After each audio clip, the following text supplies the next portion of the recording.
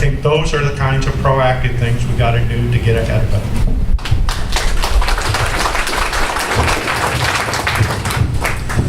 Currently, I work for E&J Gallo Winery. I supervise 10 officers out there.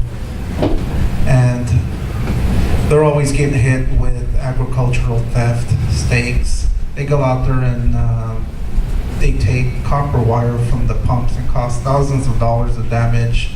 And I'm also a firm believer the Hillmar Farm Watch. I get online and I look to see because they're so close to Gallo. And I think that's good that they have some kind of watch, and that's something that we need to get the community involved. We do also need to expand agricultural investigators or detectives. One is not sufficient enough for the county. So I think we need to get together with other agencies, and if we're having issues in one problem, in one area, then we need to go back to old school and analyze it and see where we're having problems, focus on that. And that's where, a felony task force that I'm talking about could focus on issues like that. And also, like Mr. Patland, he said, we need to regulate, the business people that aren't going to be honest and just accept copper wire and not get identification from people that are bringing in stolen copper wire. So if we can focus on that, then I think we can start curbing crime. It's unfortunate that, farmers can't do their work because they have their diesel stolen out of their tractor, or now they've had cattle taken, or they've had, wire or their pumps to water their fields have been damaged because copper wire is getting stolen. So we need to focus on that, and I'd like to see more deputies and actually involve more than just one person for the whole county.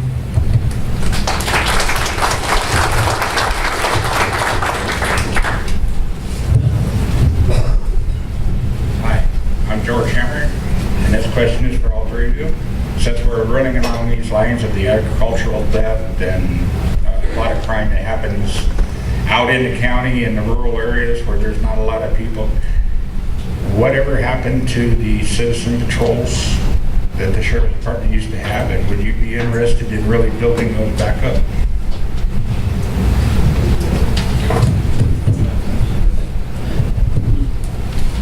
And the reason I ask that is because I do have a little bit of working knowledge. We do still have our COPS program, Citizens on Patrol, and the predominant one is right here in Winton. This is one of those things, folks, that you can't push a rope. If we don't get volunteers to come down, good people that want to come out and do that, spend the time, it's hard to get it to happen. But yes, I'm all for that because we now have another set of eyes and ears out there. But we do have, it's an active program, but it's just the one. We used to have one in Planada. Had a lot of folks in Planada. Delhi, we've got, had a couple of them there. Las Manas, Sandinella, we had a lot of that, but it just kind of went by the wayside. And a lot of it had to do with, well, can we afford the cars? Can we afford the gas for the cars? But yes, we can. There's ways of taking care of that, but we do have that now, and it is in operation. It's just not to the volume, but I think that should be, and I would be very much in favor of having our citizens back on patrol radioing in, because they get some good training, and they do help a lot when they show up on the scene. So yes, George has a yes. I agree wholeheartedly. When I was at the PD, we started the VIP program, Volunteers in Policing Service. And what we found is a couple of things. So we ran into some of the same problems. There was all these reasons why we couldn't do it. There's a lot of reasons why we can do it. And what I found is if you make that program significant, people come and do the job, volunteer, and they feel that they're making a contribution and actually accomplishing something, we can make that program work. So I agree, we got to take what's there, we got to supplement it, we got to build it, and we can make it into a great program.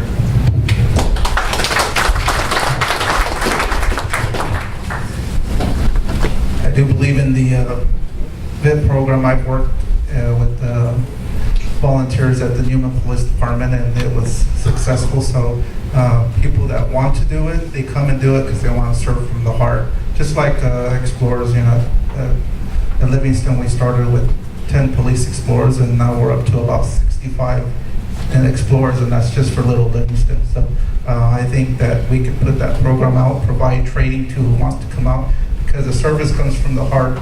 And believe me, it is a significant amount of assistance having extra eyes out there. And, just having a marked patrol vehicle can deter crime, especially if you're out there. And a lot of the times, those volunteers do have training in taking reports that frees up time to make the deputy more proactive, your officers more proactive. So I would be in favor, and I would actually like to be involved in that program and making sure that it's successful. If it's successful for Sheriff's Department, it's successful for the community, and volunteers actually do make a difference having the eyes and extra eyes and ears out there.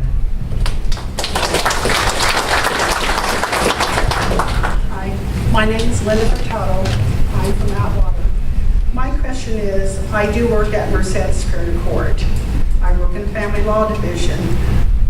I'm asking this as personally, not through the courts or not through my division, or just personally for me.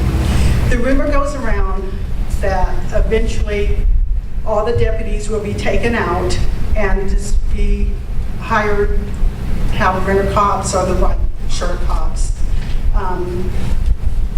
Is there, with budget cuts, is there any way that this would happen? We feel safe with our deputies, and I do want to thank the deputies for Merced Superior Court. They do a fantastic job, but there again, we like to have the deputies. I know the budget cuts, they just took out the deputy, the kiosk up in the Family Law Division, and that is the most high division that has the most incidents and stuff. So we would like to know, or I would like to know, would this ever happen? Anyway. Well, thank you. That's a good question. That is a sensitive court, and I would want to make sure that we would have somebody there to make sure that you feel safe and people in family court would feel safe. So, I sympathize with you that if that was taken out, if I get elected, I want to make sure that, everyone feels safe when you come to court, that we do have professionals there. And, if it goes to putting a security officer, I've gone to court to jury duty, and I've seen security officers at the front that have a sheriff's patch, so I'm sure they get the training, but I would like to continue seeing deputies in the courts, and especially there in family law, especially where, emotions can get heated and, sensitive issues come up, so we want to make sure that you feel safe and everybody feels safe.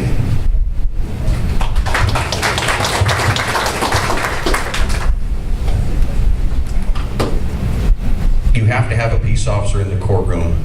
The judge cannot arrest somebody. It takes a peace officer to do it. So that at no time are they going to remove a deputy from the courts just because of that one fact. We're going to keep the deputies in there, and just so that to ease your mind, the white shirts are taking care of stuff at the front, and wave at me when you come in tomorrow. I'm working the front door.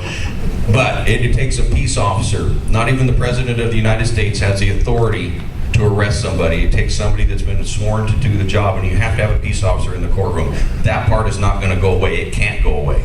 So the judge has to have a peace officer in there, because when he says, bailiff, that's to be the bailiff to do it. When we write the report, the judge says he was bad, we took him to jail, but it has to be the bailiff or court deputy to do that. So rest assured, you're going to have a peace officer in there at all times when the court's in session.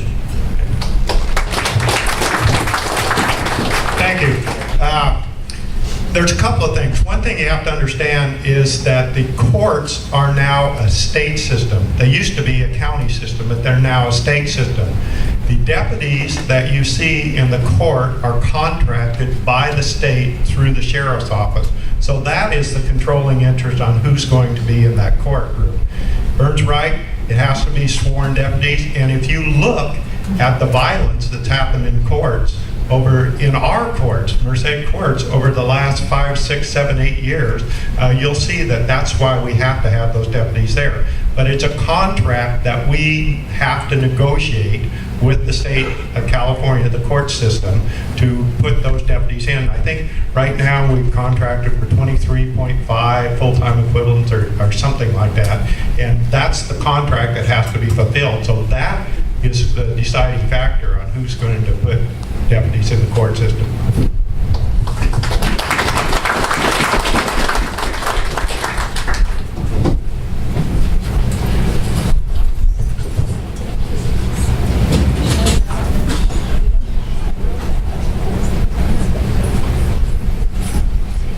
Gentlemen, good evening. My name is Gerard Herdeberg.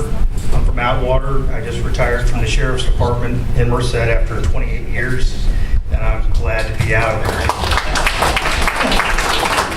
My question is, and the reason I'll explain that the department, I started there as a youngster, and there's a lot of issues that face the department. We've been talking a little bit about Nevada. We've been talking about the state, but I'll tell you folks, I retired from probably the dirtiest department in the county, and I didn't work for the landfill. I'm not bitter. I had a good time. I just want to ask these gentlemen, and it's unfortunate that Swiggert's not here, to get their idea on what they can do or what their philosophy is on managing the managers. Incompetence and favoritism. So if you guys could elaborate on that.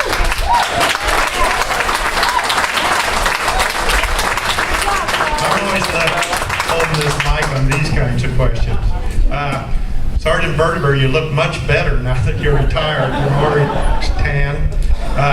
Let me tell you, here's my management philosophy. Always has been. I have a history. People can go back and check, so I can't say anything that's not true.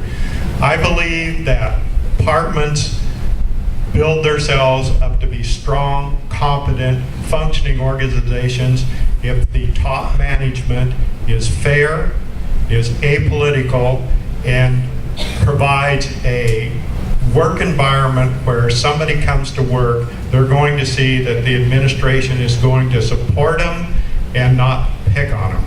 And so that's always been my philosophy. I don't owe anything, or nobody owes anything to me. I don't owe anything to anybody in that department. And I think you start right at the bottom, and if deputies coming to work and sergeants coming to work feel that if they put in a good day's work, if they move themselves forwards in their career, they will be fairly evaluated for promotions and specialty assignments. I think that some of the things that you're talking about take care of itself. And if you're transparent, I've always found that no matter what you do, if all those under you perceive it as fair, you don't have a problem. And that's the way I intend to do it.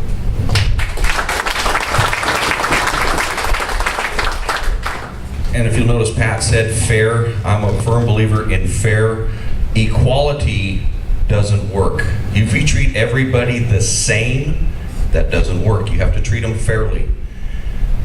Sarge, you're 100% right. It starts at the top, and when the top allows the stuff to go on, we've got an upper management style right now that our guys, I've had deputies tell me, I haven't made a vehicle stop since last June.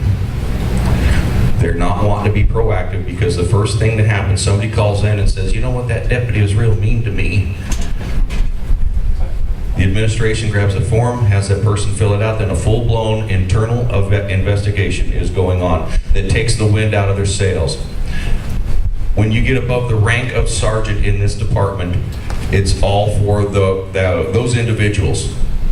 Everything that goes on, all the decisions they make are based upon what those individuals want, not what needs to be done in the department. They'll sit there and tell you, oh, I've got the best interest of the department at heart. It's not true. I've seen it, been a part of it, and my vow to you is to come in and start taking care of business. Now, the problem here is you can't just arbitrarily walk in and say, you, and you, bye-bye. You can't do it. But I can guarantee you one thing. I can have the best paid parking lot attendants we ever saw in Merced County.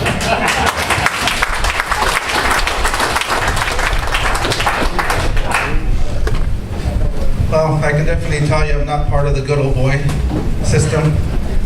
I'm from Livingston, and I'm looking to be your next sheriff. I'm outside looking in. I have faced challenges with the sheriff's department. I remember several years ago I applied to be a deputy, and going through an interview, and they asked me about the Fourth Amendment. So I said, all right, so to not be unreasonably searched and have your property seized.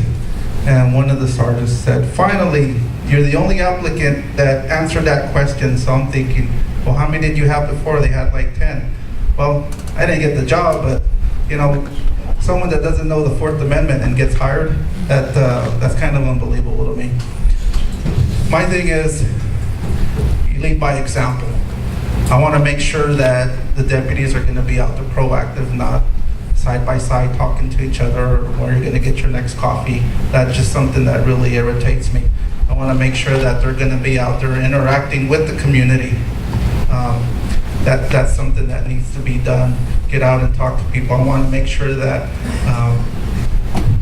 give them the responsibility so that they get involved in their community. If they get involved in their community, then they take more pride in the community. That's something that needs to be done. I constantly hear people, well, I called the sheriff's department and they were mean to me. Well, you know, that's something that needs to be looked at. But it needs to start from the top all the way down to the bottom. So we need to make sure that people are treated fairly, and you want to make sure that the department, people want to come to work. You want to make sure that there's not favoritism. I don't know anything to the county either, so elected, I'm planning on making sure that we're going to enhance our services, and if house needs to be cleaned, it needs to be cleaned. There's no secret that, you know, I've fought the system before, and, you know, if I'm the only one standing, then so be it. Stand up for what you're right on, even if you're the only one standing.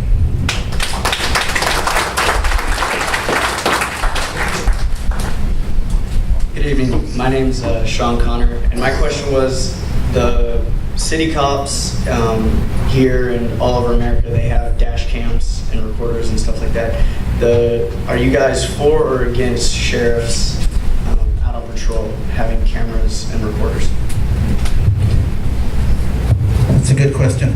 I am for it, and especially it serves two purposes. It protects the person and it protects the officers. If something that said, well, this happened and that happened, well, you know, video doesn't tell a lie. So I am for it, and I would like to see that in every patrol vehicle if possible. The last police department that I had, as soon as the lights were activated, the camera came on and you couldn't turn it off. Only certain people had keys to lock that case, and that was the supervisor. So I am for cameras and videos, and those don't lie.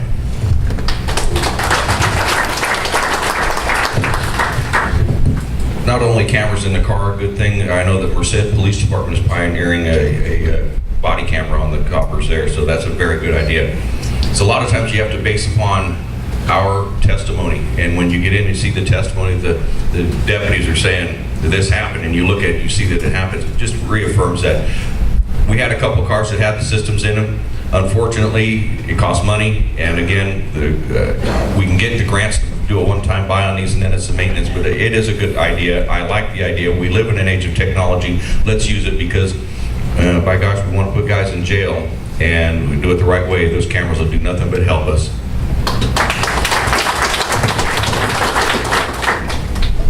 It's a best practice. You look all across the state, you look all across the nation, all the progressive departments are using cameras in their car, and now they're putting body cameras on.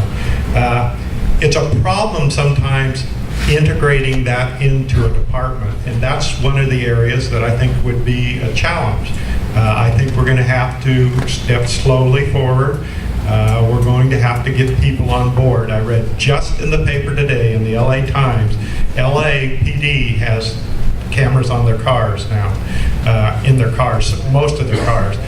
What they were finding is that the officers were undoing the antennas on the car so they wouldn't work, because they didn't want their whatever they were doing, they were afraid of whatever they were doing, they didn't want recorded. So I'm all for it. They've had MPD has them for a long time now. They're even going to body cameras. I think that that's the best practice. I think that this department will want to be on the cutting edge of technology. We've got to bring them along. It'll be a great for them, because it eliminates a lot of complaints. It'll be great for you and the community, that you'll have confidence that we're doing the right things, we're on the cutting edge.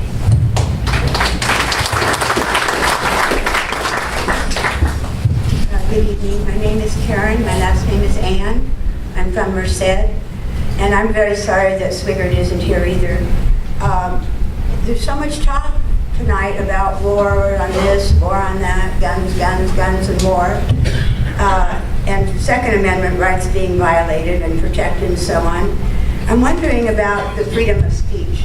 I recently had my right to freedom of speech violated by Captain Jones of the Merced County Sheriff's Department. And I'm really concerned. Nobody has done one thing about it. The Board of Supervisors ignored it. Caballero's ignored it. Everybody's ignored it. But it ties into a backstory that involves Frank Swigert, where he definitely was not the person, as he said, that would step up to protect someone's rights. I was a victim out in Snelling of some things that happened there. It's fully documented, and actually I'd like to report Senator Canella's office is investigating that right now. Because when I filed complaints, this would be my question. Okay, when a complaint is filed, are you planning to follow procedure, or would you just kind of do what you wanted?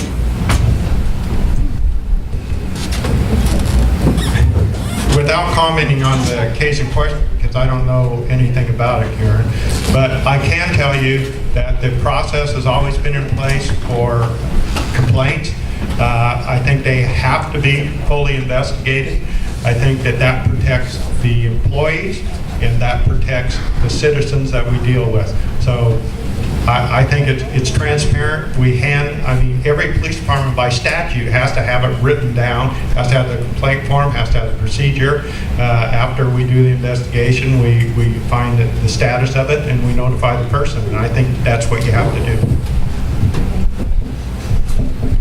I also agree with that aspect of it, because the last thing we want to have is our law enforcement officers violating anybody's rights. If we have an officer that's doing that, it needs to be addressed and addressed quickly. When you're talking about the complaint being filed, Sergeant Verteber said it earlier, I don't know what